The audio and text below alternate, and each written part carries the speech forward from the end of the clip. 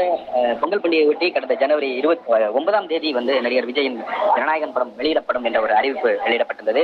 இந்த படம் சென்சாருக்கு அனுப்பியிருந்த நிலையில படம் தொடர்பாக வந்து சில புகார்கள் வந்ததை அடுத்து படத்துக்கு சென்சார் சான்றிதழ் வழங்குவது தொடர்பான விவகாரத்தை வந்து மறு ஆய்வு குழுவுக்கு அனுப்பி சென்சார் போர்டு உத்தரவிட்டது.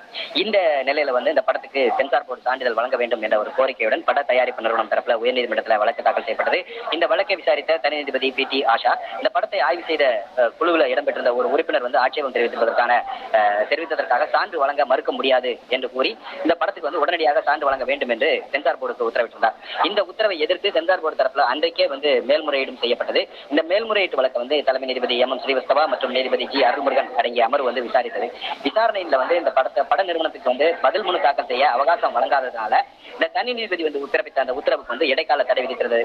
இந்த உத்தரவை எதிர்த்து பட நிறுவனம் வந்து உச்சநீதிமன்றத்தில் மேல்முறையீடு செய்தது. உச்சநீதிமன்றம் வந்து உயர்நீதிமன்றத்தையே நாடும்படி உத்தரவிட்டது. இந்த உச்சநீதிமன்றத்தினுடைய உத்தரவின் அடிப்படையில் ஜனவரி 20ஆம் தேதி இந்த வழக்கு வந்து விசாரணைக்கு எடுத்துக் கொள்ளப்பட்டது. இரண்டு தரப்பிலும் வாத பிரதிவாதங்கள் முன்வைக்கப்பட்டன.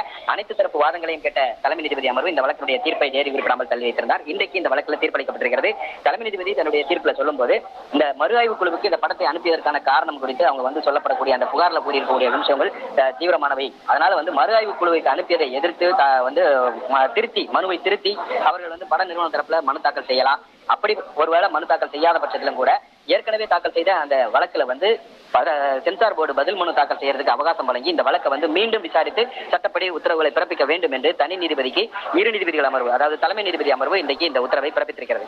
நம்ம சேனலை சப்ஸ்கிரைப் பண்ணாதவங்க சப்ஸ்கிரைப் பண்ணிடுங்க. பக்கத்துல இருக்க பெல் பட்டனையும் கிளிக் பண்ணிக்கோங்க.